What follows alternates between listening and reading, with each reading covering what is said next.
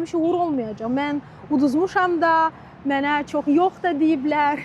Mənə xüsusilə Bakıda deyiblər ki, vəbşə alınmayacaq səndə.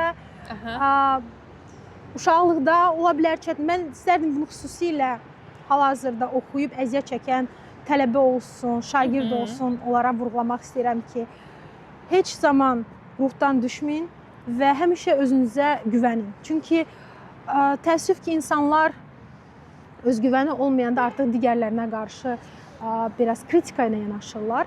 Ancaq insan özünə güvənirsə, öz üzərində çalışırsa, əlavə mütləq və baxırsınız internetdə, LinkedIn var, Facebook var, orada bacarıqlı şəxsləri görürsünüzsə, sizin istədiyiniz sahədə uğurlu şəxsləri görürsünüz, yazın onlara, sual verin. Necə?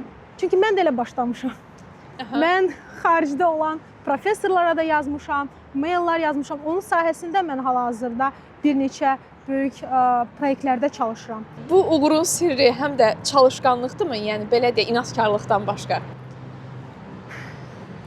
Sənətə qarşı sevgi olmalıdır. Sevgi olduqca, çünki elə bir zaman yetişir ki, insan yorulur.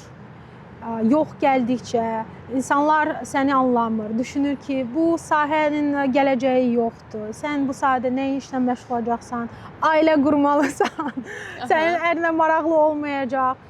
Amma sənətinə qarşı, gördüyün işə qarşı sevgi və uzaq görənlik varsa, məsələn, hansısa bir işi görsən, deyirsən ki, mən gələcəkdə istəyirəm ki, bu sahə bu istiqamətdə yönəlsin. Artıq o sahənin siz dəyərinə çevrilirsiniz. O sahə sizi müəyyənləşdirmir, siz o sahəni müəyyənləşdirirsiniz. Bugün mən robotexnikadayam.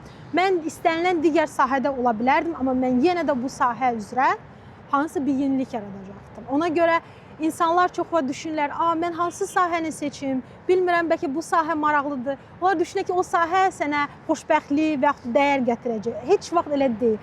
Sahəni müəyyənləşdirən də, dəyəri verən də, onu fərqli edən də sənsən. Təşəkkür edirik. Çox sağ olun. Uğurlar arzulayırıq sizə. Təşəkkür edirəm. Mənim üçün də xoş oldu.